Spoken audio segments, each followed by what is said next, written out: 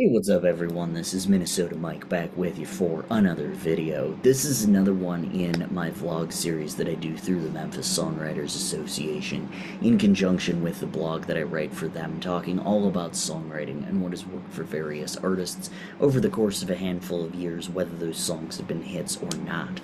So this latest kick that I'm on is called The Royal Scam. And it is talking about royalty within songs, royalty as characters, but not actual kings and queens. They are projections of these characters to the backdrop of royalty. So we looked last time at the song Queen of Tomorrow by the Twilight Hours, and now we are going to get decidedly darker and talk about King of Oklahoma by Jason Isbell. So Jason Isbell has been very candid about his substance abuse issues, although at the time of writing this blog, he has been sober for 10 years. Good for him. That's awesome, and I hope that that number just keeps on increasing. Yet this song from his 400 unit backed 2023 album, Weather Vanes, follows the fallout of a drug addict as his behaviors have not changed, but his support network, specifically an ex-lover of his, has disappeared. More on that theory with the ex-lover in a little bit. The last part of the sixth verse and the chorus are the emotional kickers. Molly's gonna leave me, says she don't believe me, I've got nothing to lie about. She's going back to Bixby, tired of trying to fix me, says I've got some shit to figure out. The chorus then states, she used to make me feel like the king of Oklahoma, but nothing makes me feel much of nothing anymore. I once told my mom that it's pretty impressive that Southeastern was able to be so positive because he was just coming out of rehab at that particular point, when it came out, all of that stuff. My mom, of course, pointed out that, he had Amanda Shires waiting for him on the other side, and although the two of them are no longer together, he has said in interviews, I got some great music out of it, and, obviously some great years of my life in a relationship. And so both that and then, of course, King of Oklahoma are kind of, I guess at this point, both taking on characters of his past self. And to me, King of Oklahoma is the darker version of Southeastern, of like what would have happened if he hadn't made it out, if he had, completely chosen a different path. And so that's definitely something to think about, a little bit of a different angle.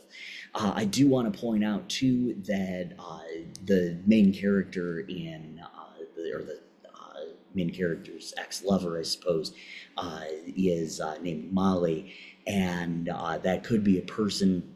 It could also be a personification of ecstasy, because Molly, of course, is ecstasy. So it could be that. And I find that to be a very interesting theory, too, because, he lost everything because of Molly, either the person or the drug. And then, the high from the drug would have potentially left him. And so he's like, okay, what do I do now? I don't feel anything. And so that could have been, like I said, from a person. It could have been from the drug. It's a little bit open to interpretation, but that's just good writing right there. So melodically, the song's intro uses A minor, E minor, D, and C. That's played twice. And then that's followed by C, E minor, D, and C, which also gets played twice. It's written in the key of E minor, so the intro uses a 4-1, flat 7th, flat 6th, 1 pattern. Instrumentally, the song contains electric guitar, drums, violin, and keyboards. So structurally, the song uses a very unique song structure for a rock song. It goes verse, verse, verse, verse, verse, chorus, verse, verse, chorus, chorus.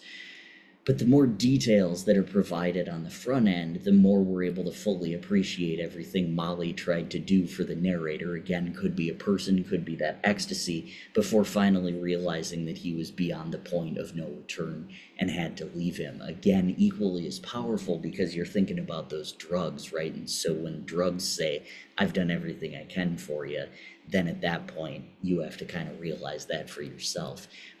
But also the same with a person. So the song Don't Stop Believin' is more or less a story song with that cliffhanger ending of simply believing rather than revealing what had happened. And having many verses in a row risks losing the listener. But there's so much more to be told about the main character in King of Oklahoma that by the time we get to the chorus, we're really invested, right, in the train wreck that he has painted himself to be when the story picks up. It's a very bold choice, but it fits the song perfectly. I have said that so many times throughout my blogs and vlogs that you gotta know the moment, and that's exactly what Jason did here. So normally I just, link the song below and let you have it, but, for this one I'm gonna have to ask for some copper wire. If you're going to listen to this particular thing. But if you can provide me with that, then, you can listen to the song down below, King of Oklahoma. Next week, we are going to talk about the songs Two Princes by the Spin Doctors. And then we are also going to chat about the song Princess of the Posse by Queen Latifah. So make sure you tune in for those. Thank you so much for watching this. I'm Minnesota Mike. Be sure to check out all my other vlogs and all my blogs on the Memphis Songwriters Association website. Thank you so much.